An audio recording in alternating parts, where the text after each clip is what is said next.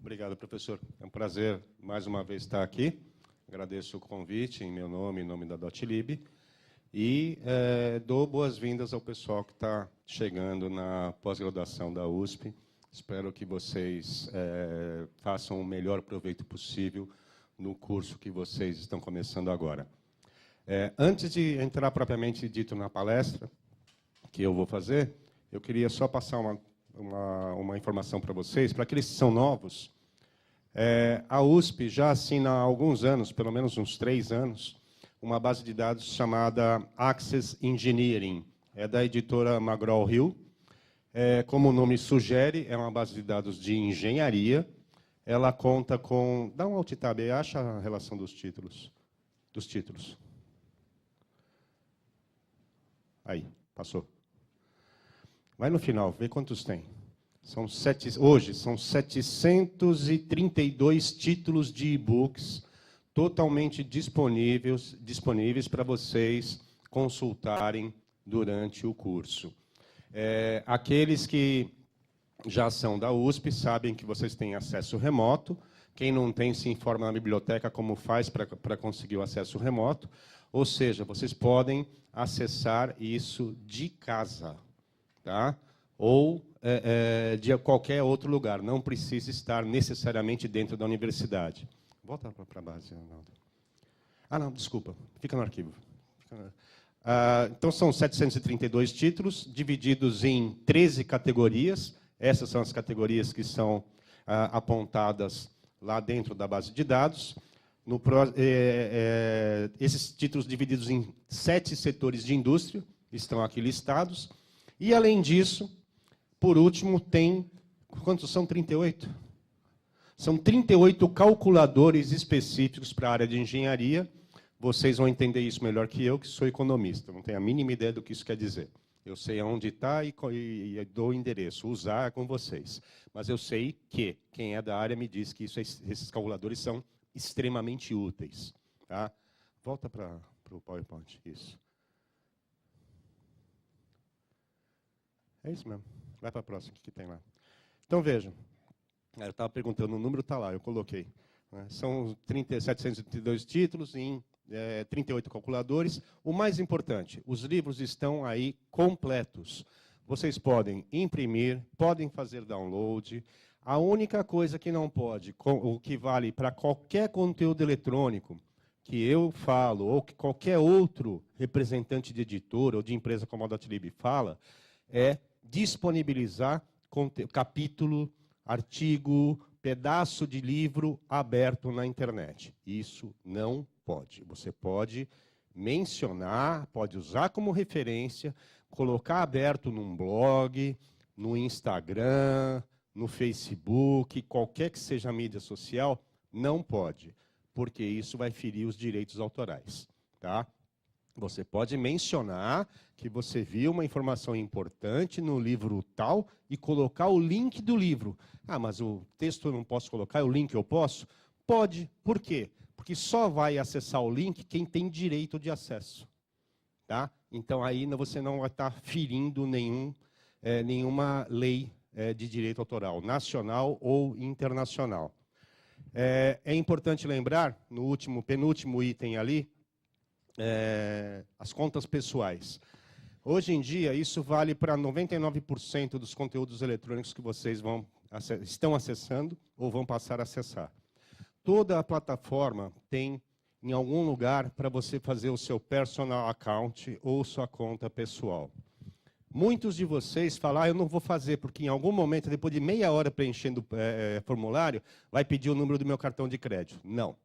Nesse caso, nos produtos assinados pela instituição, pela USP, por que é que tem a conta pessoal? Hoje, cada dia que passa, as plataformas vão se desenvolvendo. Antigamente, você não tinha muitos recursos, mas hoje você pode, por exemplo, fazer anotações num PDF, passar uma caneta de destacar, que dá até hoje para escolher a cor, pode ser amarela, vermelha, azul, verde. Né? Ou seja, tudo aquilo que o pessoal da biblioteca odeia que vocês façam no livro em papel, na plataforma pode fazer. Só que o que adianta se você fizer tudo isso quando você está estudando, aí você dá off, vai para casa, faz outra coisa, e quando você volta, as anotações sumiram todas. Não tem utilidade. Então, a conta pessoal, ela vai deixar guardado todas as suas preferências. As anotações de os post-its que você colou na página, os pedaços de texto que você destacou, a tabela que você marcou como importante, você faz a sua lista de preferidos. É para isso que serve a sua conta pessoal. Algumas editoras chegaram a evoluir de uma forma que você não consegue ver um capítulo do livro se você não tiver com a sua conta pessoal logada. É para você não esquecer de fazer isso, porque vai ser necessário. Eu quero imprimir essa parte do capítulo. Você vai ter que... e também é uma forma de controle para a instituição e para a editora, porque no final do mês, a instituição recebe uma estatística de uso da editora dizendo, olha, tantos alunos imprimiram este capítulo. E coisas assim, para acompanhar o uso. Alguns usam a palavra rastrear ou espionar. Na verdade, é rastrear. É o que o Google faz com a gente sem a gente saber, sem a gente perceber o dia inteiro. Então, isso é normal numa base de dados dessa. Dá uma clicada no link, só para eles verem a cara da plataforma.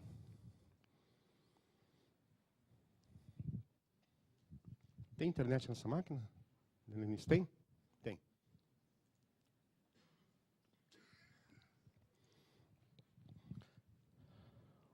Então, vejam, lá no canto direito, vai embaixo do sign out, Arnaldo. Você já só lá em cima, é que tem maior. Está bem maior lá no lado direito.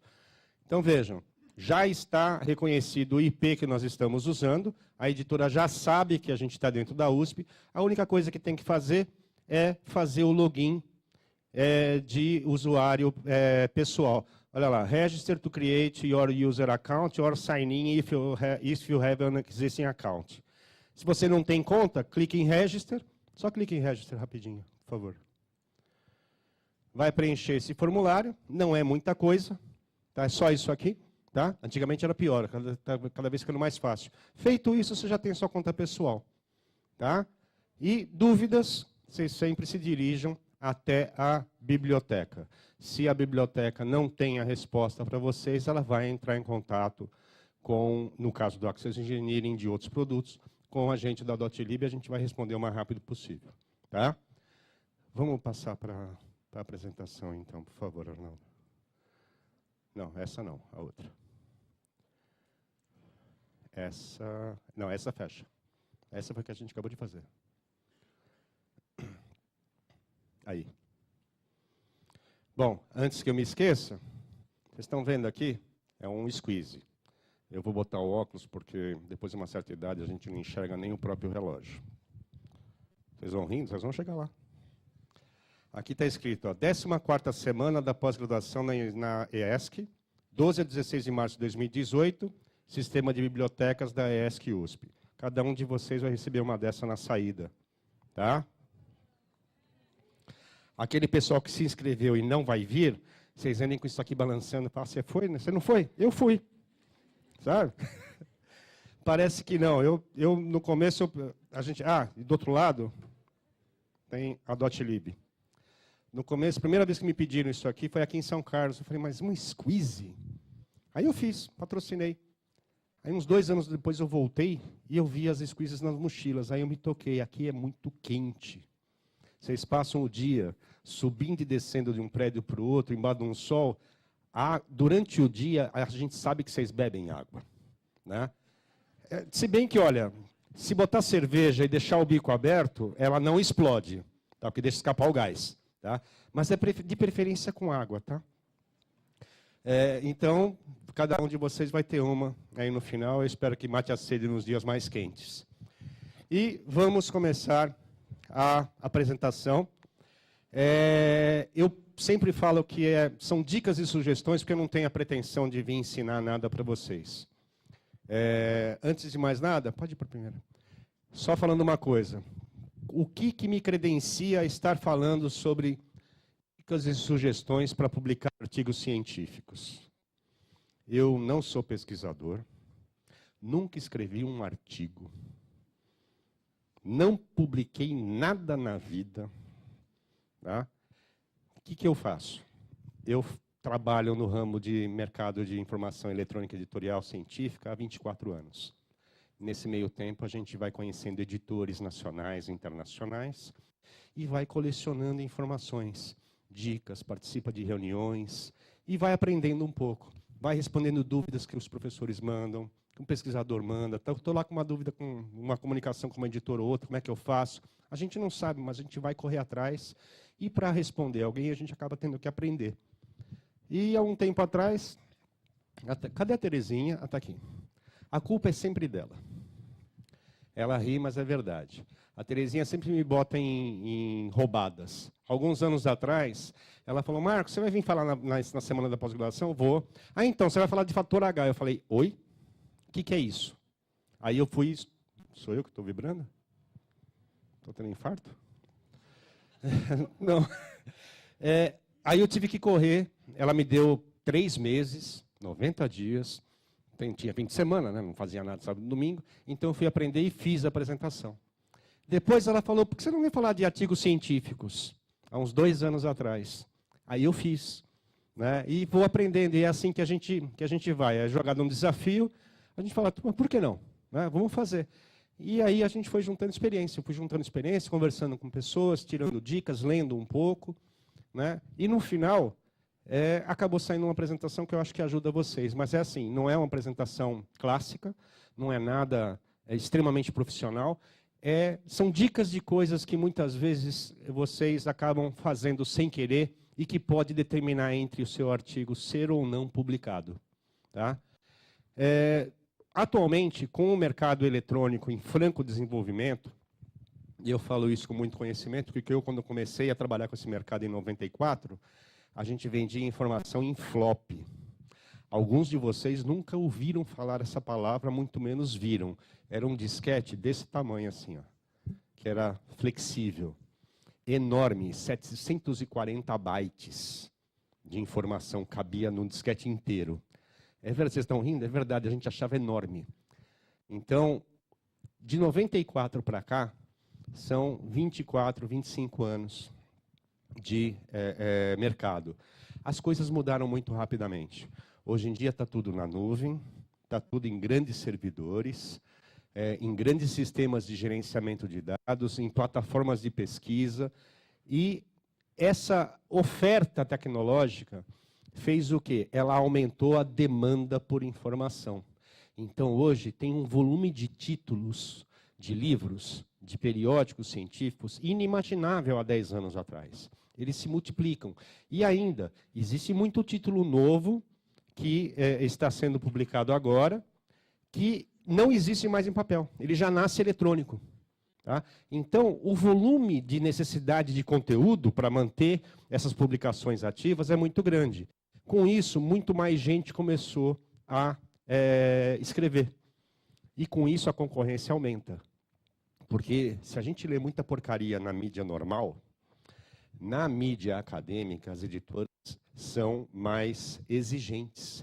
Por quê? Publicar um artigo ruim, ou mal escrito, ou que fala bobagem, pode afetar a imagem de uma editora. Né? É uma imagem que ela demora 30, 40, 50, 100 anos para construir, e em um artigo ruim ela acaba com tudo isso. Então, a exigência é grande. Próximo. Aí essa frase eu gosto, que eu vi há muito tempo numa apresentação e peguei. E é provavelmente verdade. Um acadêmico anônimo, e provavelmente muito frustrado, ele disse o seguinte: publicar ou perecer. Parece que a gente está apontando uma arma para a cabeça de quem decide publicar. Né? Mas é mais ou menos por aí. E eu vou mostrar para vocês por quê. Essa declaração é muito honesta. Né? Vai para a próxima. E a gente vai falar dela daqui a pouco, mas vocês vão lembrar dela. A apresentação é quebrada em 4 partes. Primeira, como escrever um artigo científico. Segunda, para aqueles que tiveram de manhã aqui nesse mesmo anfiteatro, vocês trataram a respeito de rejeição de artigos. Nós vamos falar como lidar com a rejeição. Vamos dar sugestões para revisar manuscritos, mas, na verdade, não é nem a sugestão. Eu vou tentar mostrar para vocês como um revisor pensa. É importante você saber como a pessoa que vai avaliar o que você escreveu pensa, para você saber como se comportar, como formatar o seu trabalho. E, por último, algumas dicas para escrever bons abstracts. Próximo. Antes de mais nada, a maior parte do conteúdo dessa apresentação eu peguei desse material, que é The Scientific Manuscript and Presentation, Key Elements of Success. Por incrível que pareça, estou aqui na engenharia e vou usar como base uma editora que só publica título de medicina. E é a pura verdade. Acontece o seguinte, a editora Karger, uma editora alemã tradicionalíssima, os editores da Karger são médicos, os revisores da Karger são médicos. E como vocês, engenheiros, eles tinham muita dificuldade em dar... a própria editora rejeitava o artigo e tinha dificuldade de orientar melhor o autor. Então, alguns médicos muito interessados em pesquisa, que queriam ser pesquisadores ativos, começaram a conversar, a trocar informações e acabaram publicando 5 artigos que estão relacionados ali, está pequenininho, mas eu já falo deles. Falando justamente sobre as fases de publicação de um artigo, como é que você tem que fazer para estruturar, qual é o tipo de trabalho que você tem que desempenhar, quais as análises, as conferências, as checagens, os parâmetros. E eles fizeram isso pensando em orientar outros médicos que não eram especialistas na área acadêmica. Só que, de repente, a própria editora, apesar dela ser uma editora médica, ela percebeu que isso aqui não é só para médico, é para qualquer um que se aventura no mundo acadêmico editorial. Tá? Essas dicas valem para todo mundo, são dicas genéricas. Os exemplos são médicos, tá? Porque se eu fosse tentar fazer exemplo de engenharia, fica mais do que ridículo. Como eu falei, eu sou administrador. Volta uma. Não, isso. No final da apresentação, outra coisa que quem não se inscreveu e não veio vai perder, vai ser um tijolo baiano embrulhado para presente? Não, um tablet, que nós vamos sortear. Só que além do tablet, eu trouxe 2 pendrives, que são históricas, coisas antigas, que a gente apanha em congresso de biblioteconomia quando não tem. É uma corujinha, né, que ela foi distribuída em Blumenau há uns 10 anos atrás. E no ano retrasado, em Manaus, a gente distribuiu uma ararinha. A ararinha e a coruja são detalhes, mas o que elas têm? Elas têm tudo o que eu vou mostrar para vocês. Além disso, elas têm esses 5 artigos, tá? Para vocês poderem consultar. E, além disso, a informação toda está gravada aqui no computador, viu, Lenise e Terezinha? Vocês podem disponibilizar no site do encontro, tá? Da semana. Não tem problema. Depois a gente fecha. Vai, pode ir. Esses são os trabalhos. Então, how to write a research paper, how to handle a rejection, suggestions for reviewing manuscripts, writing good abstracts, e how to prepare and deliver a scientific presentation. Esse último é o único que eu não abordei, porque o objetivo era falar de artigo científico, tá? Mas existem dicas boas de como preparar uma apresentação científica, uma apresentação acadêmica da área de vocês. Próximo. Então, como escrever um artigo científico? As editoras, elas esperam que o artigo tenha 4 partes. A introdução, os métodos, os resultados e a discussão. Mas antes disso, importantíssimo, aquilo que... Quem é que compra uma televisão nova e antes de ligar a televisão na tomada e na TV a cabo, pega o manual para ler? Levanta a mão e não minta. Pelas poucas pessoas eu acredito. Tá? Eu não levantei porque eu nunca fiz isso, eu deixo meus filhos fazerem. Acontece o seguinte, quando você vai escrever um artigo e você decide aonde publicá-lo, porque não é, primeiro eu vou escrever o artigo, depois eu vou ver onde eu vou publicar. Se faz isso mais ou menos simultaneamente, pelo menos deve. Alô? Deve-se fazer isso. Por quê? Porque os guidelines, as normas, os padrões, variam de editora para editora. Vou dar um exemplo para vocês. Tem editoras que podem falar que, olha, eu só aceito o artigo que me é enviado em 2 colunas com tipo calibre 9. Aí você põe um Times New Roman 8,5, seu artigo é rejeitado e você não sabe por quê. Porque eles nem leram. Porque já não entrou na formatação. Tá? Então, é muito importante que, quando você decide aonde você vai publicar, procure no site da editora. Author Guidelines, e está errado ali, ó, Instructions to Authors, Manuscript Guidelines, ou ainda Manuscript Style Guide. Ou ainda, Authors Orientation. É algum lugar que dá dicas de como você deve formatar o seu trabalho. E mais importante ainda, quando você já está mais ativo no campo de produção de artigos, você publicou na revista A, aí você decide publicar na revista B, fala, não, os guidelines eu conheço. Não, você não conhece, porque são diferentes. Necessariamente, eles não são os mesmos de uma editora para outra. Então, decidiu trocar de título, vai publicar em outro título, tem que procurar os guidelines de novo. É extremamente importante para não jogar o seu trabalho fora e não fazer com que você tenha vontade de bater com a cabeça na parede depois de 2 anos trabalhando no artigo. Tá? Próximo. Exemplo. Esse é um Guideline for Authors. Olha só o que está destacado na seta azul. Footnotes. Avoid footnotes. Ou seja, se você manda um artigo para essa editora, o editor dá uma folheada e vê uma footnote, ele fala, ele não leu as minhas orientações que são de domínio público. Fecha, põe um X, manda a cartinha de rejeição padrão. É isso que vai acontecer. Então vejam, ali tem instruções dessa editora específica sobre como você dispõe o seu artigo, a respeito da footnotes. Olha aquele trecho de 150 words ali destacado, é o tamanho do abstract. Ah, mas eu não consigo escrever. Se vira. Se botar 160, eles não vão aprovar. Você vai ter um artigo rejeitado, provavelmente um bom artigo, porque você passou 10 palavras do limite. São regras. Você está submetendo um artigo para um título, você tem que sujeitar as regras desse título. Tá? No Japão, você dirige do lado contrário da rua. Para nós é o errado? Não, é a regra deles. É isso que a gente faz, a gente se adapta. Aí você tem ali as condições de publicação. Obrigado, professor. Os conflitos de interesse, estão bem claros, os tipos de papers e outras coisas. Próximo. Então, vamos falar da introdução. Em geral, o que o editor e o revisor esperam? Que ela tenha, em média, 3 parágrafos. Menos que isso, vai ficar confuso. Mais que isso, vai parecer que você está enchendo linguiça. Tá? Então, veja. Na maioria dos tópicos, então, tudo isso que eu estou falando não são regras absolutas e definitivas. São apanhados gerais que, na maioria das vezes, são válidos. Tudo tem a sua exceção.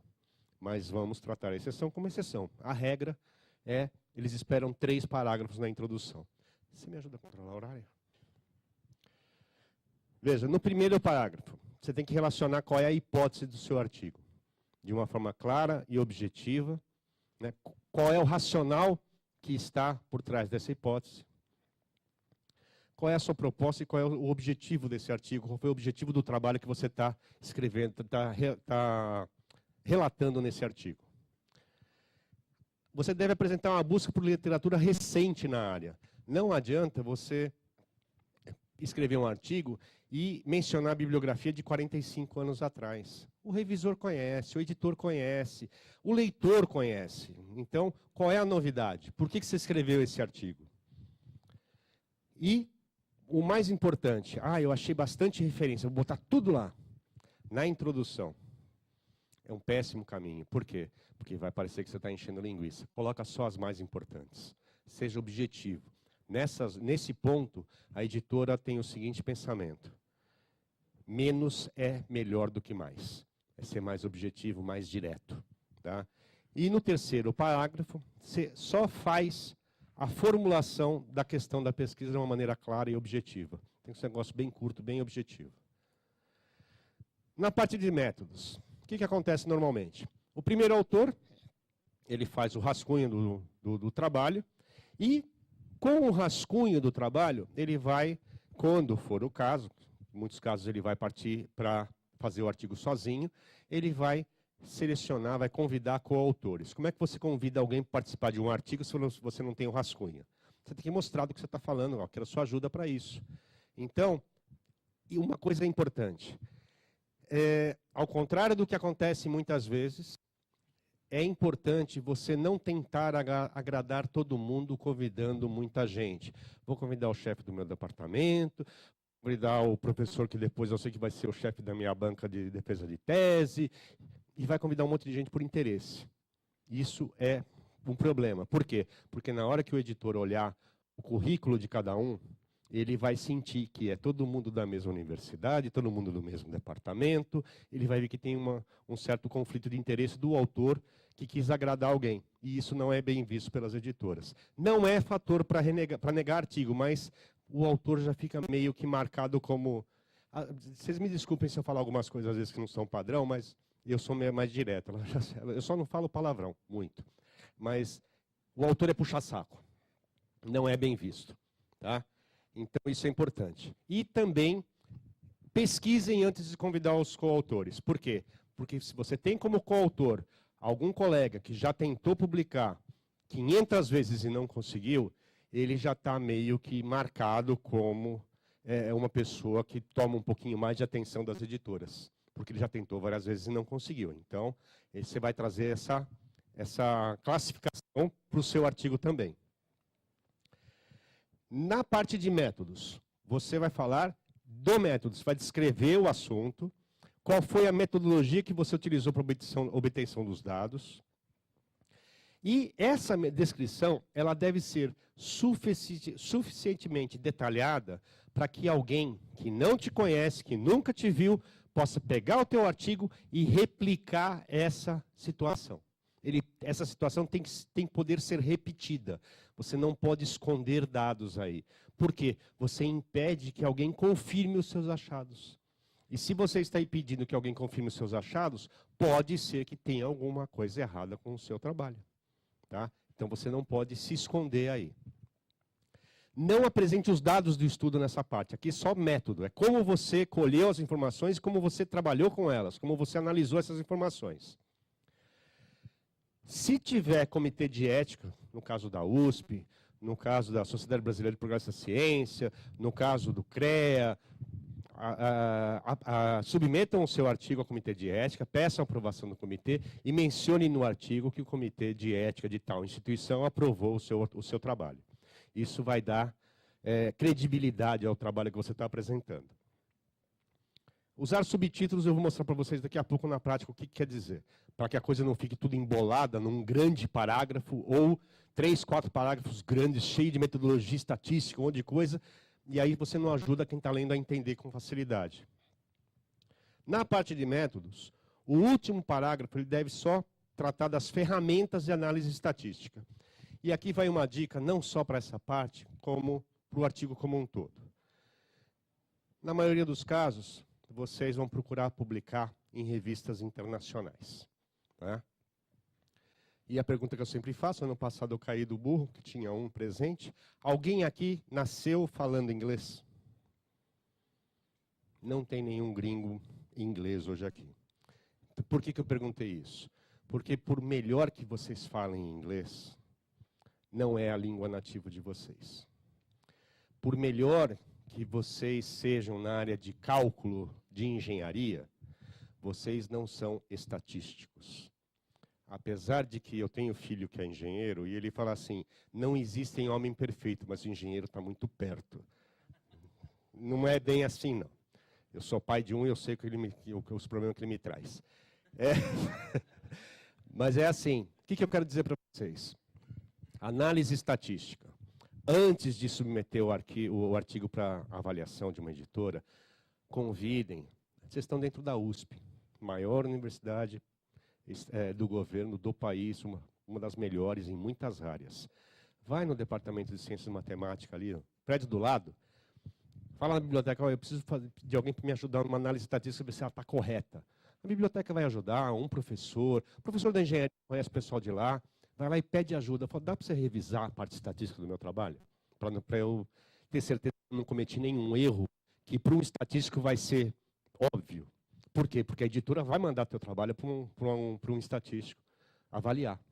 Da mesma forma, se você não tem segurança do uso do inglês, antes de fazer a submissão, Entre em contato com o pessoal da FEFELESH lá em São Paulo, tem grupo de tradução em todos os departamentos. Fala, estou escrevendo um artigo, escrevi em inglês, tem alguém aí que possa me ajudar a conferir se o inglês que eu usei está bom? O inglês bom não é o inglês rebuscado, principalmente o científico. Porque as palavras técnicas vocês sabem melhor que eu. Agora, as palavras que vão ser usadas para conectar a parte técnica do artigo, elas têm que ser as mais óbvias e simples possível. Rebuscar é ruim, porque a gente acaba usando palavras que a própria pessoa que é educada, que nasceu falando inglês, não usa. Então, procurem auxílio de especialistas, analistas estatísticos, especialistas em inglês, para poder aumentar a qualidade do seu trabalho. Na parte de métodos, ainda, esse é um exemplo. Exemplo de falta de detalhe que impossibilita a reprodução, como eu falei agora há pouco. Quem olha o seu trabalho tem que saber, tem que ter condições de reproduzir o que você fez e obter o mesmo resultado, para confirmar que você estava certo. Então vejam, aí, artigo médico, tá? Images were obtained using a MR scanner. Isso é a forma errada. Como deve estar escrito esse trecho? Images were obtained using a 3 Tesla MR system, indicando a marca e o modelo do equipamento que foi utilizado, with a 8-channel sense head coil. Ou seja, tem que ser detalhado. Então alguém, eu vou querer reproduzir o resultado desse estudo. Então ele vai usar esse equipamento com essa configuração e ele vai conseguir reproduzir o seu resultado. Isso dá confiabilidade ao seu trabalho. Quando eu estou falando de subtítulos, vejam, essa é a seção de material e métodos de um artigo. Ele tem a parte introdutória, aí ele fala de 3 assuntos distintos e ele dá uma grandeza de subtítulo para deixar claro que não está misturando tudo junto para a pessoa que está lendo saber que está vendo coisas diferentes. Essa é uma exemplificação prática. A parte dos resultados, óbvio, é a parte mais importante do artigo. Você não deve usar frase longa dos resultados, senão ela acaba ficando confusa. Você tem que ser objetivo, sempre, muito claro, muito direto. O mais importante é que na parte do resultado, sendo direto e objetivo, você corre menos risco de perder o foco. Porque quando você perde o foco, quando você se desvia do assunto, você que escreveu o artigo se desviou, imagina quem está lendo para avaliar o seu trabalho. Ele vai se perder. Tá? Ele não vai ter condições de fazer uma boa análise do trabalho que você está fazendo. Outra coisa. Algumas frases devem ser evitadas. Desculpe. Nos resultados, o autor... Quando eu falo vocês, é que eu estou tratando vocês como futuros autores. Tá? E não quer dizer que vocês vão fazer tudo isso errado, é para vocês não fazerem certo. O autor, ele deve defender a sua opinião, o seu artigo, com dados, tá? Com informações que possam ser confirmadas e reproduzidas por outras pessoas, e não com argumentos. Que aqui, nós não estamos fazendo uma defesa de um processo perante um juiz, não é a sua opinião que vale, é o que o dado mostra. Tá? Isso é o que vale para quem está avaliando o seu artigo para decidir se vai publicar ou não. Frases como essa que está no tópico aqui do meio. Ó. Tabela 1 resume os achados no subgrupo C. Isso é uma meleca para quem lê. Vamos falar português claro. Você está lendo um artigo. Aí o cara vai falar da tabela 1, aí você fala, e cadê a tabela 1? Aí você tem que parar de ler, aí procurar a tabela 1, que ela pode estar antes ou depois do trecho, e aí você perde a sequência, perde a fluidez da leitura. Se a gente já acha isso chato quando está num jornal, está numa revista, imagina um editor e um revisor que fazem isso várias vezes por dia. É muito chato, isso quebra a mecânica, quebra a sequência de leitura, então não é recomendado. Outra coisa, pouquíssimos autores são capazes de escrever de primeira um bom artigo. Por isso que eu falei para vocês, comecem a analisar e daqui 2 anos vocês publicam, porque é mais ou menos isso que acontece. O tempo médio de publicação de um artigo é entre 1 e 2 anos. Médio, é padrão. Tá? Poucas pessoas conseguem falar, vou publicar um artigo, e fazem um bom artigo e tem ele pronto para publicar em 6 meses. Pouquíssimas. Tá? Casos raros. Outra coisa, não tenham medo de submeter o seu artigo, já ainda no rascunho, para colegas verem. Tá? Colegas, não amigos da onça. Tá? Aquelas pessoas que vocês confiam que vão ser sinceras. Quando eu digo sinceras isso aqui está horrível. Isso aqui eu não consegui entender. Isso aqui está legal. Essas pessoas que têm interesse que você tenha sucesso, que elas vão te dar informações e opiniões e fazer muitas vezes, comigo acontece às vezes, já aconteceu de vocês errarem em alguma coisa e vocês conferem aquela porcaria daquela planilha que você criou e que você abasteceu e você sabe que está errada e você não vê, passa uma pessoa lá atrás e fala, tem um erro ali, porque você está passando em cima do erro e não vê. Tá? Aquilo faz parte do seu dia a dia, você acaba não vendo. E para outras pessoas é óbvio, né? Por isso que é importante ter outras opiniões. Então, nessa hora é a hora de chamar os amigos, chamar os colegas que estão na mesma área, que têm condições de dar uma opinião sincera sobre o seu trabalho. Tá? Outra coisa, repetir subtítulo no texto. Volta para aquela parte do subtítulo. Aí, ó. Não, aí. HPV Detection Typing. Então, esse aí é o subtítulo. Aí, você começa o título dizendo assim, vou falar em português. A identificação e tipologia do HIPV, mas você acabou de falar, isso aí é o subtítulo. Isso é uma manobra para encher linguiça, para deixar meia linha a mais de texto. Não façam isso. É resposta daquele sobrinho que você tem, que ele vai responder na escola. Meu filho, qual foi o presidente do Brasil no ano de 1956? Ele começa assim, em 1956 o presidente do Brasil era... Está enchendo linguiça, né? Tá tentando achar tempo para lembrar do nome que ele já deveria saber. Então não usem esse tipo de recurso. Próxima. Resultados, um outro exemplo. O que não se deve fazer? É justamente a repetição que eu falei agora. O subtítulo, Correlation in Biomarkers with Age. In terms of the correlation of biomarkers and age, já começa a frase repetindo o que está na linha de cima. Aí é chamar o cara que está lendo isso aqui de burro, né? Ó, você não tá percebendo, mas eu repeti tudo só para aumentar um pouquinho mais a linha. Eu sei que... Eu tenho certeza, tenho fé que ninguém quer fazer isso aqui. Mas acaba acontecendo. Tá? A gente tem uma tendência natural, às vezes, dar uma esticadinha na coisa. E, às vezes, o menos é mais.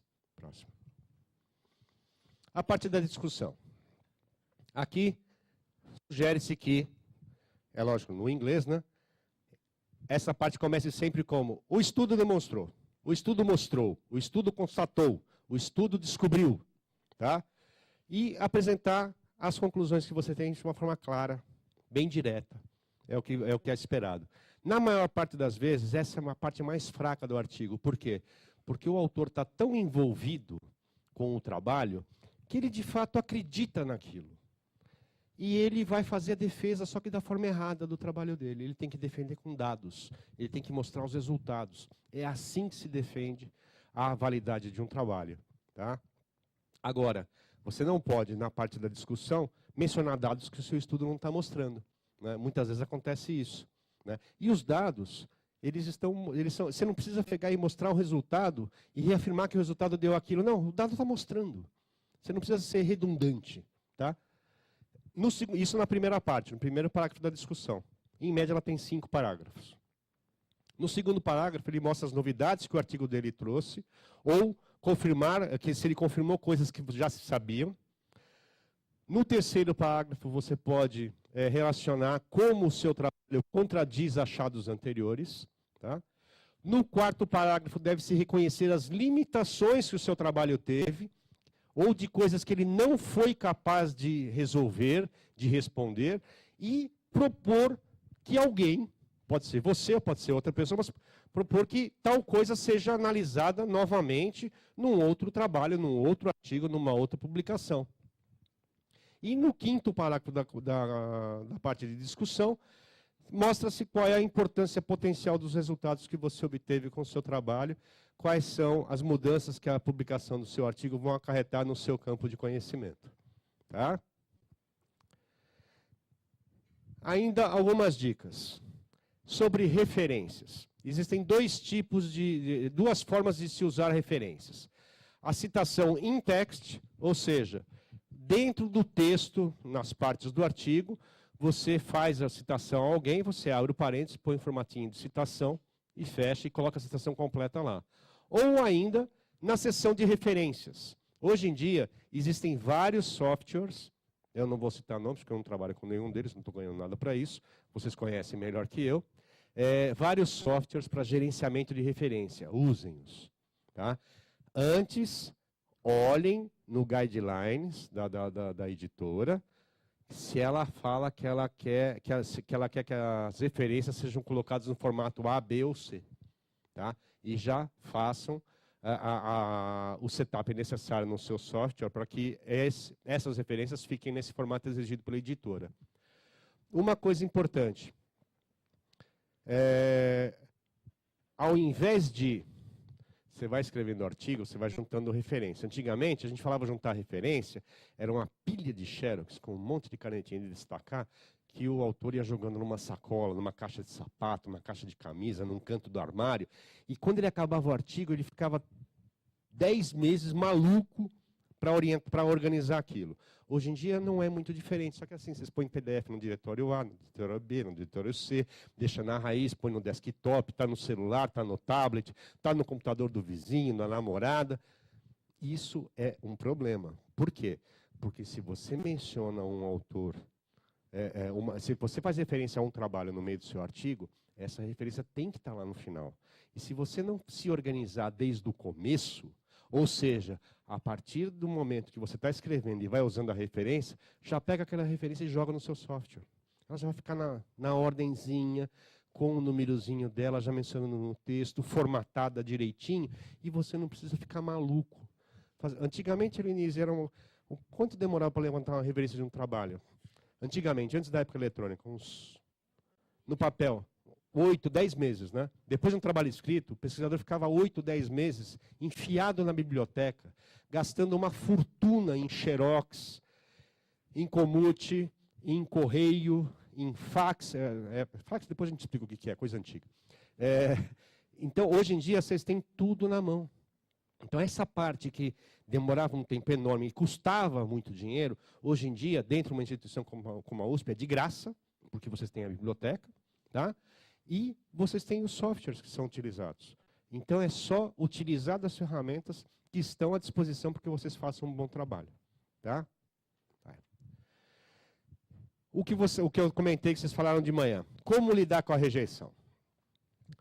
Infelizmente, de cada 100 artigos submetidos para a editora, entre 70 a 90 serão rejeitados. Tá? Então, você tem aí, na melhor das hipóteses, 30% de aprovação, na pior, 10%. Essa é a taxa média do mercado. Aquela frase está entre parênteses logo embaixo, que a rejeição faz parte da vida acadêmica, essa é minha. Tá? Eu costumo falar isso, que às vezes as pessoas erram e passam 10 linhas de um e-mail pedindo desculpa. Fala, gente, só erra quem trabalha. Quem tenta, erra. Quem não faz nada, está numa zona de conforto maravilhosa, porque não vai errar nunca, não faz nada. Tá? O errar é parte do dia a dia, seja da vida acadêmica, seja da vida profissional, da vida pessoal. Sabe? Quem nunca estragou uma roupa na máquina de lavar? Quem nunca queimou comida? Até esquentando você mora sozinho, você já queimou comida em micro-ondas? Todo mundo faz isso. Mas por que ele fez isso? Porque ele tentou. Se ele não faz, ele não vai errar. Né? Eu nunca teria estragado uma camisa que eu gosto. Por quê? Porque eu não tentei lavar. Então, o erro faz parte da vida. Tá? Infelizmente, não dá para ser perfeito sempre. E acho que a prevenção deve ser chata pra caramba. Né? Tem 2 níveis de aprovação dentro de uma editora. Primeiro, é o editor. Ele dá a primeira... É o cara que vai folhear e vai ver um footnote numa editora que fala claramente que não é para usar footnote. Esse é o cara, é o primeiro que olha. Ele dá uma folheadinha, assim, olha formato. É um cara muito experiente. Ele já bate o olho. Se você botou calibre 8,5 e ele pediu 9, ele já sabe. Ele vai conferir no arquivo, mas ele bate o olho naquele impresso, ele já sabe que está errado. Então, esse cara, que é o editor, nada mais do que o editor, né, ele é responsável por 10 a 15% dos artigos. Ele nem manda para os revisores. Nem manda para não perder tempo, ele já rejeita ali mesmo. Tá? E em cima daquelas coisas básicas que a gente tem falado até agora. Normalmente, no meio editorial, aplica-se muito o modelo de Kleber-Ross. que são os 5 estágios do luto. Isso foi um trabalho escrito pela doutora Elisabeth Kübler-Ross, na Suíça, em 1969. Com o recebimento da informação da rejeição da editora, os autores eles podem experimentar vários estágios, ou todos. Quais são esses estágios? É a negação, é a raiva, a negociação, a depressão e a aceitação. Vou falar no final, mas o mais rápido que se chegar na aceitação é a melhor forma. Tá? Vai. Quais são razões para a rejeição? Submissão para periódico não apropriado. Exemplo bem tosco. Tá? Você escreveu um trabalho sobre mecânica de fluidos e enviou para uma revista de engenharia elétrica. Não tem muita chance disso dar certo, né? Então, tem que avaliar bem para qual periódico você vai enviar o seu artigo. O formato de publicação não respeitado é um dos maiores responsáveis por rejeição. O artigo é excelente. Hoje em dia, se Einstein escrevesse a teoria da relatividade e não colocasse um tamanho de corpo certo, não iam nem ler aquele negócio. Não iam nem ler. A sorte dele que foi naquela época. É verdade. Leiam um pouco. Muitos de vocês devem ter lido sobre a vida de Einstein. Tem certas particularidades e respeitar normas não era uma delas. O conteúdo pode não ser interessante ou insignificante. Isso muitas vezes é no julgamento daquela publicação. Ela vai rejeitar o seu artigo. O assunto está desatualizado. Por que isso acontece? Porque você demorou demais para enviar seu artigo. Você começou a escrever seu artigo em 1998, está publicando agora em 2018. Dependendo da área, você perdeu 20 anos da sua vida. Tá? Porque o assunto já está desatualizado. Mesmo sem grandes falhas, tem baixa prioridade de publicação. Por quê? Porque não é nenhum assunto novo, não é nenhuma... não é nenhum achado polêmico que você está discutindo, é uma coisa do dia a dia. Então, aí a editora, hoje em dia, as editoras antes faziam assim, te deixavam sem resposta, e deixava lá, um dia que a gente tiver um artigo a menos, precisar encher um número com umas 4, 5 páginas a mais, a gente põe esse. Hoje em dia, não. Elas sabem o quão é ruim você não receber uma resposta, então ela já tem o ciclo de análise dela, vai e rejeita. Tá? E ela vai falar na rejeição, eu vou falar isso em detalhes, por que ela rejeitou o seu trabalho. Pobre uso do idioma, que eu falei do expert em inglês. Eu falei em inglês, mas isso vale para o alemão, vale para o francês, vale para o japonês, para o russo. Não é a sua língua pátria? Não. Pede ajuda de alguém que conhece bem a língua. Tá? Isso vai garantir um sucesso maior. Outra vez, falta de especialista assessorando o autor.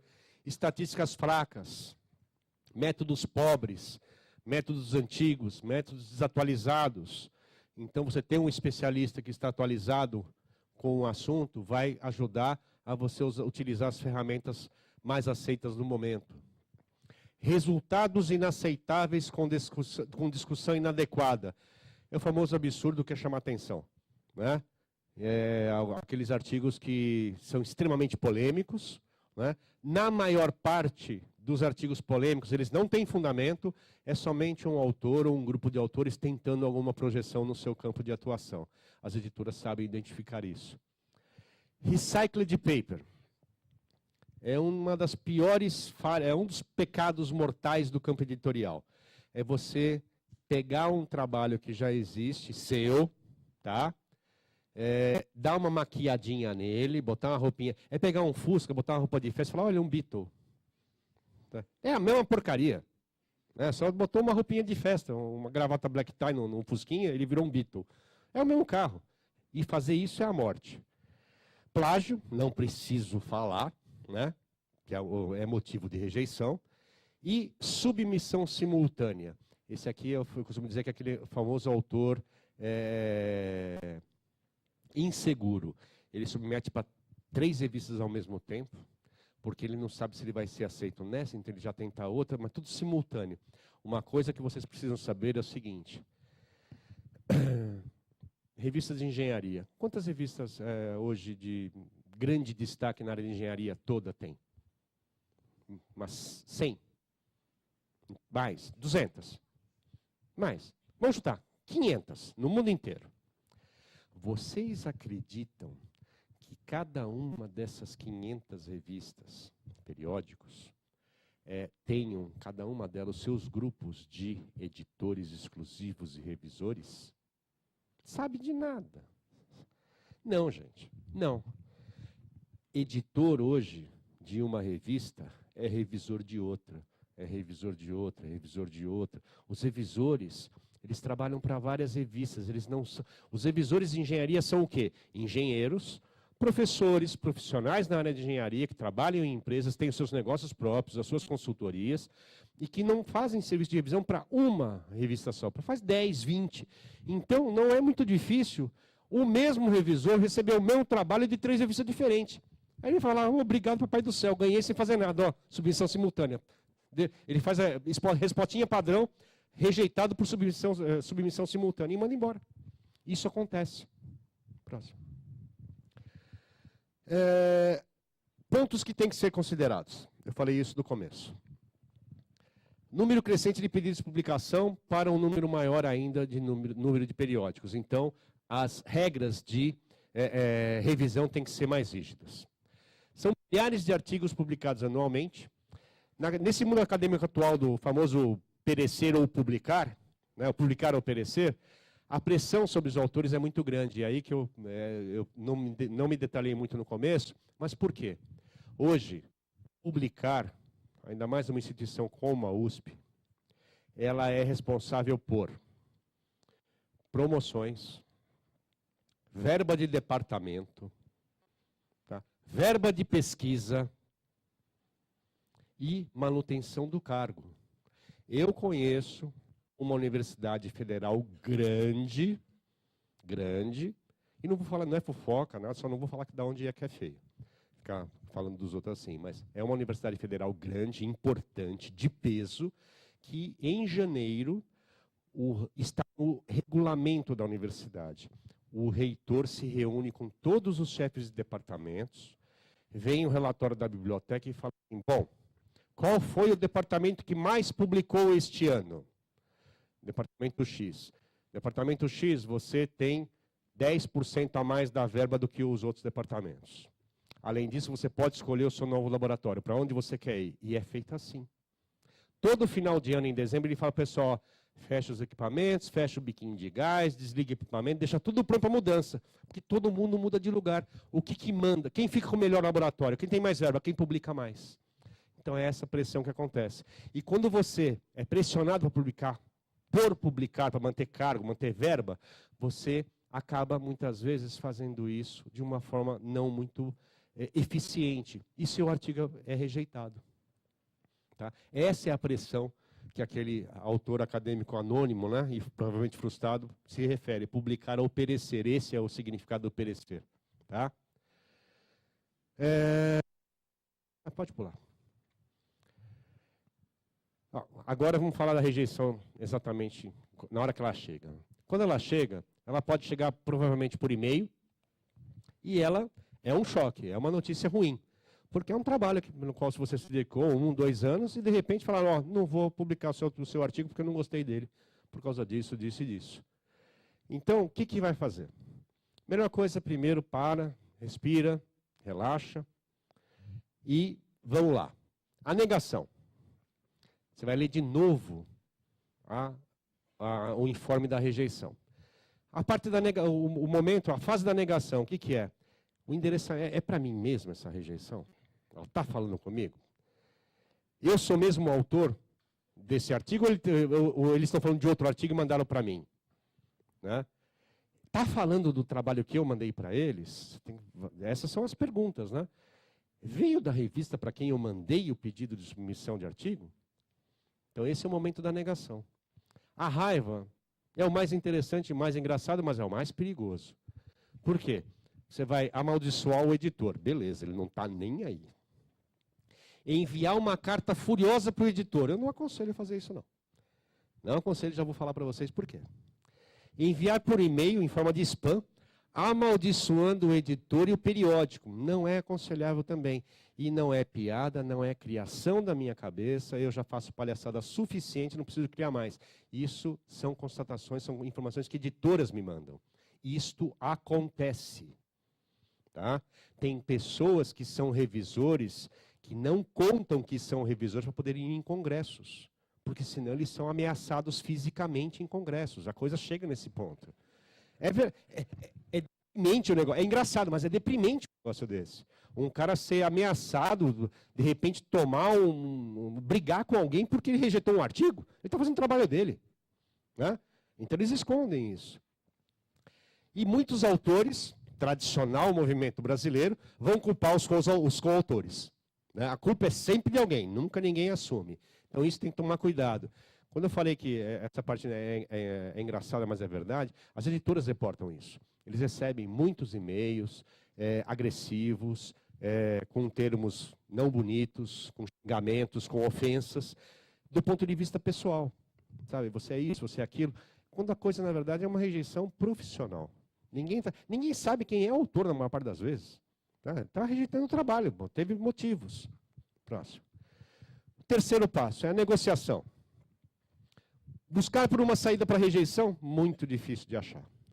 Escrever ao editor pedindo uma segunda revisão, pode até escrever, ele não vai atender. É padrão, ninguém vai atender. Reescrever o artigo e enviar para o mesmo periódico.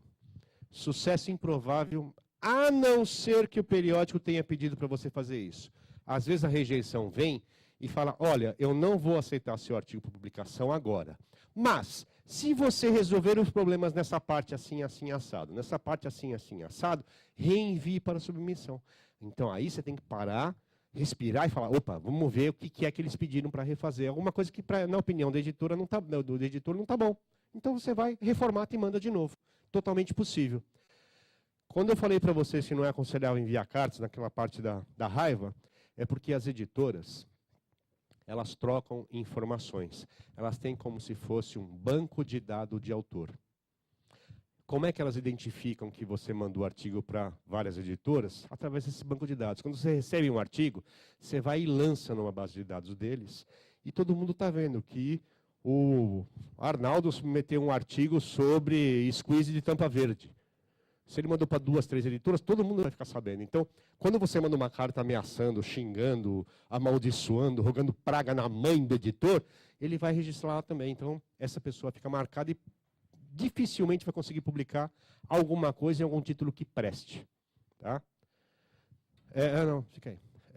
O quarto estágio é o estágio da depressão. Não, tá. Quando você aceita a rejeição, você começa a ficar deprimido. Né? Nesse momento, é importante deixar que os colegas te apoiem, as famílias, os parentes, os amigos, e principalmente pessoas que já passaram por esse processo. Infelizmente, estatisticamente falando, a possibilidade de você conhecer alguém que já teve um artigo rejeitado é enorme. Vocês lembram dos 70% a 90% de rejeição? Né? Então, se você já tem um colega que já teve artigo rejeitado e ele veio te dar conselho, escuta. Tá? Xinga ele depois, mas primeiro você escuta, porque ele tem alguma coisa para contribuir para esse momento, que é um momento difícil. Tá? A quinta parte, o quinto estágio é a aceitação. É a busca por uma solução realista para o problema, se é que ele tem solução. Aí você pode tomar a decisão para rever o artigo, baseado nos motivos que levaram o artigo a ser rejeitado, e enviá-lo, se a editora não pediu para você mandar para o mesmo periódico, você pode sim usar os argumentos de rejeição para refazer o seu artigo e aí envia para outro periódico. Há uma sugestão que eu não escrevo, mas eu falo. Aí nessa hora também é bom trocar o nome do artigo. Tá?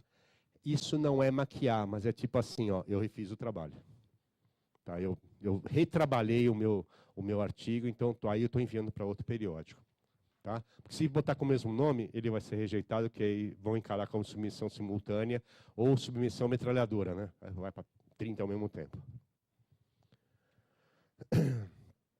Nem todos os autores, como eu falei no começo, né, eles passam por todos os estágios, ou com a mesma intensidade, ou da mesma forma. O mais importante é chegar no estágio da aceitação, onde você vai realmente lidar de cara com o problema. Ali, ó, repetidas rejeições por inúmeros periódicos podem sugerir, ou seja, está na cara, né? Aí eu fui sarcástico, que o artigo tem falhas fatais. Então, se você escreveu um artigo, foi rejeitado, deu uma mexida nele, mandou para outro, foi rejeitado, deu uma mexida... Gente, para, desiste, joga fora, começa de novo, sabe? Foi um azar, um erro de julgamento, você escolheu um assunto que talvez não seja a sua praia. Aí, insistir no erro, você vai se tornar um psicopata acadêmico. Vai. Agora aqui aquela parte. Como é que o revisor trabalha? Como é que ele pensa? Para que quando você vai escrever o seu artigo, você saber como é que ele vai ser olhado. Vai. A revisão, conceitualmente pelas editoras, o que ela significa? É fazer uma avaliação de forma responsável, tá? Verificar o trabalho que é submetido para a editora em profundidade. O trabalho do revisor é, principalmente, educar os autores e também os editores. O revisor, na verdade, é o cara responsável pelo seu artigo ser publicado no final. É ele que diz que, ó, tá bom, vamos publicar. Eu endosso a publicação. Então, de certa forma, ele está educando os editores a como trabalhar. E também, quando ele rejeita, ele está ajudando a formar uma categoria melhor de autores. Porque ele nunca rejeita, ele não tem o famoso, por que não? Ah, por que não? Por que não é a resposta. A gente já escutou isso 500 vezes quando a gente era pequeno, né? A gente fazia uma pergunta estúpida para os pais. Hoje em dia eu sou pai, às vezes eu falo por que não, e já dou a resposta, já dou complemento, que eu sei que vem, porque não é resposta. Mas o revisor, ele nunca dá o por que não. Ó, rejeito por causa disso, ele é detalhado, porque ele está querendo te ajudar a sanar os erros naquele trabalho e não repetir os mesmos erros em trabalhos futuros. Tá? Submeter opinião a favor... Tá. É óbvio aqui que vale a credibilidade do revisor, porque quando chega um artigo para ele, aonde ele não tem expertise, ele não tem muita experiência, ele não é um especialista, ele vai reconhecer para o editor, olha, eu não vou revisar esse artigo porque ele está numa área que eu não domino muito bem. Então, ele vai sempre emitir opinião contra ou a favor, baseado na experiência que ele tem. Tá? Os revisores são grandes especialistas em suas áreas. Normalmente, revisores são autores renomados. Tá? Não é raro isso acontecer. Um grande autor, um grande engenheiro que publica muito, eu tenho certeza, 90% das vezes, que ele é revisor de algum ou mais periódicos. Porque ele está emprestando essa experiência que ele tem para ajudar colegas a publicarem conteúdos de cada vez mais qualidade. O revisor, ele comunica claramente para o editor o seu interesse, a sua área de atuação, como eu acabei de falar. Se ele encontra conflito, ele vai se apresentar, olha, esse artigo eu não vou revisar porque esse cara aí, esse autor aí é meu colega de turma, sou amigo dele. Eu não me sinto qualificado a avaliar o trabalho dele. Aí vocês falam, tá bom que ele vai fazer isso. Ele faz. Ele faz porque se amanhã ou depois descobrirem que ele revisou o trabalho que tinha um conflito de interesse, ele nunca mais vai ser chamado para conferir impressão de convite de festa de aniversário de 5 anos. Tá?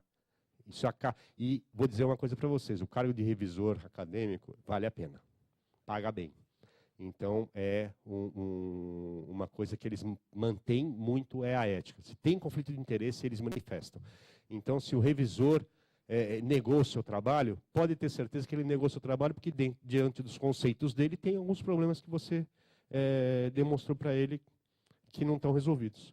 Tá? O formato não está bom, o argumento não está bom, coisas assim, mas ele vai ser claro. Ele vai determinar para cada artigo a validade metodológica, se o artigo é original, se os resultados são significantes, o nível de clareza com qual o artigo é escrito, o interesse que os leitores vão ter nos resultados, lembre-se, ele é um especialista da área. E o mais importante, o resumo, o abstract, ele reflete corretamente o conteúdo do artigo. Muitos acham, acabei o trabalho, vamos fazer abstract. Não, abstract é a última coisa a fazer, vamos fazer rapidinho, faz de qualquer jeito. E você tem a rejeição do seu artigo por causa do abstract mal escrito. Tá? O abstract é a parte mais importante do artigo. Hoje vocês leem notícias na internet, certo? Eu sou do tempo que a gente sujava a mão de papel logo cedo, pegando o jornal. Mas não mudou uma coisa. Os grandes grupos editoriais de notícias, de mídia, e reparem, se vocês não repararam isso, reparem. O primeiro parágrafo de uma reportagem, seja ela sobre o que for, tá? Pode ser o assassinato de 18, não sei o que lá, não sei aonde, com sangue escorrendo pela calçada, tal.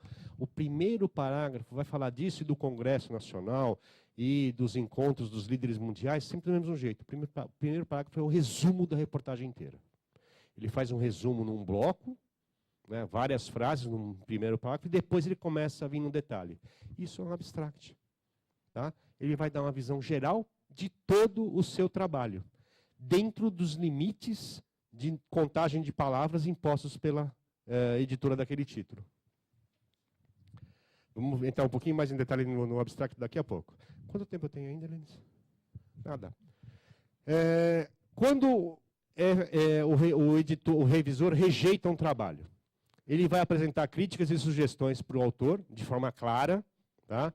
E objetiva, em uma lista enumerada. Rejeitei o seu artigo por causa dos seguintes pontos. 1, e discorre. 2, 3, e vai assim. Alô? E vai assim por diante. Ele não usa sarcasmo, nunca. Ele não é ofensivo, porque ele tem uma imagem profissional a zelar.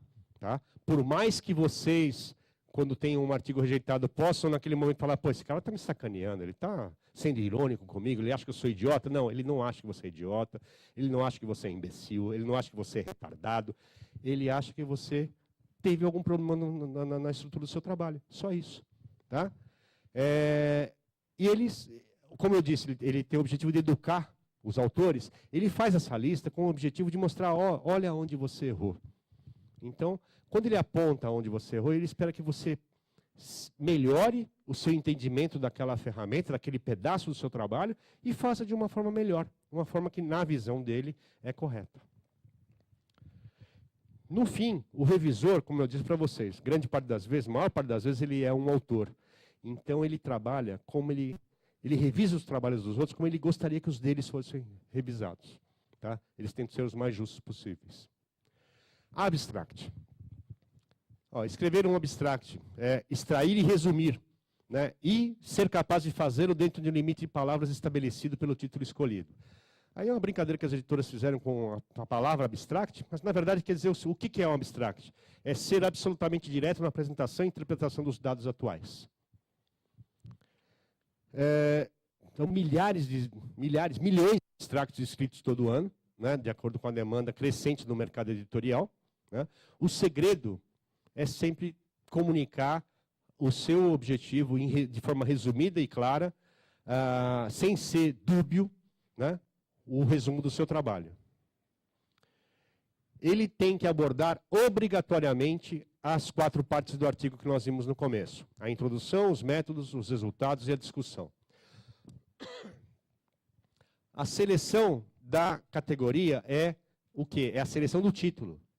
Você tem que ser muito criterioso em categorizar o seu artigo para que as pessoas certas venham a revisá-lo e avaliá-lo para a publicação. Na parte de métodos, o abstract deve mostrar brevemente, não é em detalhes, né? Brevemente, o desenho de estudo e as ferramentas metodológicas que foram utilizadas. Mas ele não deve mostrar dados. Quer olhar os dados? Vai ler o artigo.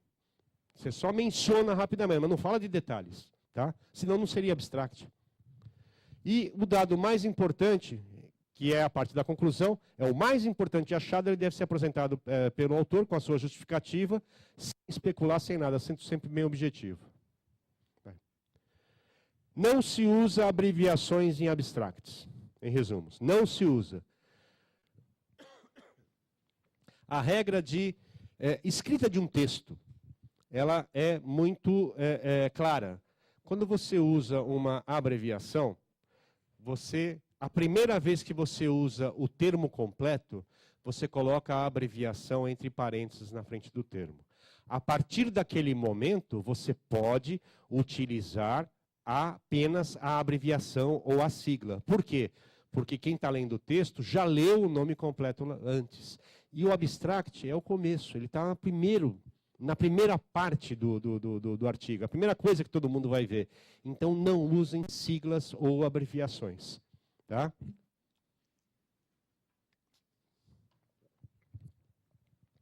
Os erros mais comuns no abstract são os seguintes.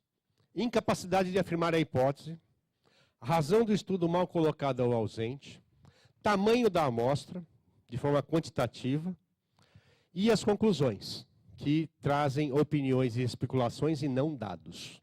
Tá? O autor, como todo artigo, ele deve mostrar o abstract após escrevê-lo. É lógico que o abstract é a última coisa que você escreve, né? Porque você fechou o artigo, aí você volta para fazer o resumo, que é nada mais, nada menos que o cartão de visita do seu trabalho, é a apresentação do seu trabalho. Tá? Então, ele também tem que ser submetido aos colegas.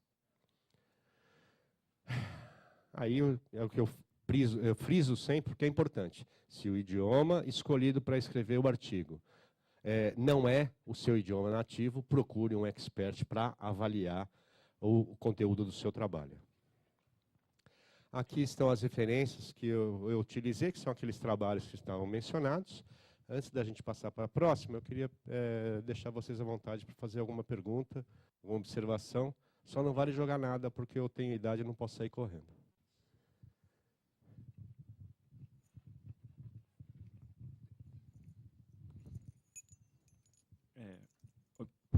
Boa tarde. Bom, primeiro, obrigado, né? Foi muito informativo. Deixa eu perguntar, você tocou muito na questão da formatação, né? Então, referência e tal. É muito comum hoje, por exemplo, você querer publicar em um periódico qualquer e ele já ter templates prontos. Mas ainda assim você tem algumas variações dentro desses, né? Você pode colocar, por exemplo, tem muitos que definem o jeito que eles querem as tabelas, tem muitos que não. Tem alguma regra de dedo para como você pode variar esses templates ou não? Se você tem um template... Como é seu nome? Álvaro. Álvaro. Obrigado, Álvaro. Se você tem um template, assume-se que você não tem que variar o template. Você tem que respeitar o template. Agora, se, como você disse, isso ocorre, você tem alguns guidelines que, por exemplo, não mencionam tabelas e quadros. Aí você tem que usar o seu bom senso. Agora, se você tem um template, siga o template, não varie. Porque quanto mais você variar, mais você vai fugir da linha que foi dada, que foi sugerida pelo periódico para aceitar uma publicação. Tá?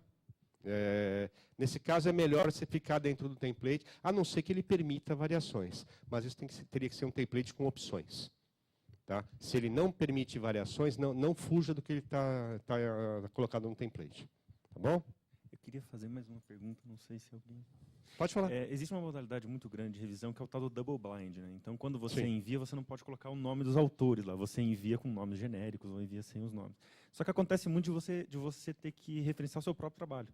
Então, aconteceu comigo mesmo. Eu queria publicar um artigo que estava dentro da minha tese, da minha dissertação de graduação. E, muito bem, eu mandei o artigo lá sem os nomes, mas no meio do texto estava 3 ou 4 referências lá da tese. Tem algum problema nisso? Olha, tem. Apesar de não ser estabelecido oficialmente, a autorreferência ela não é bem vista. Tá? Ela não é bem vista. Às vezes é necessário você referendar um outro trabalho seu, se referir a um outro trabalho seu, mas você tem que procurar evitar fazer isso. Vou te dar um exemplo. Existem periódicos que ficaram mal vistos pela avaliação do JCR, que é o Journal of Citation Report. Por quê? Porque foram periódicos que tiveram subidas... Eu ia fazer uma comparação política, mas eu esqueci que eu estou em universidade, não posso fazer. Tipo assim, o fator de impacto do periódico era 0,2, em 4 anos ele passou a 19 de citação. Por quê? Ele estava trabalhando com autocitação. É lógico que ele era muito citado, era ele mesmo que se citava. A hora que a própria JSR percebeu isso, ela não tem poder regulatório. Ela só colocou na página que tal periódico estava saindo do JCR porque foi constatada autocitação. Então, isso não é um mecanismo muito bem visto, tem que procurar evitar. Se você usar, procure justificar muito por que você está usando sua própria referência. Tá? Mais alguém? O que tem na próxima? Essa parte eu sei, eu sempre falo. A próxima. Agora é a hora do sorteio. A referência é ele, Arnaldo Rosim. Por quê? Porque ele que fez isso numa apresentação que ele vai fazer amanhã na UFSCar, eu roubei e estou fazendo antes dele. Obrigado, viu, Arnaldo? Ficou melhor que a minha.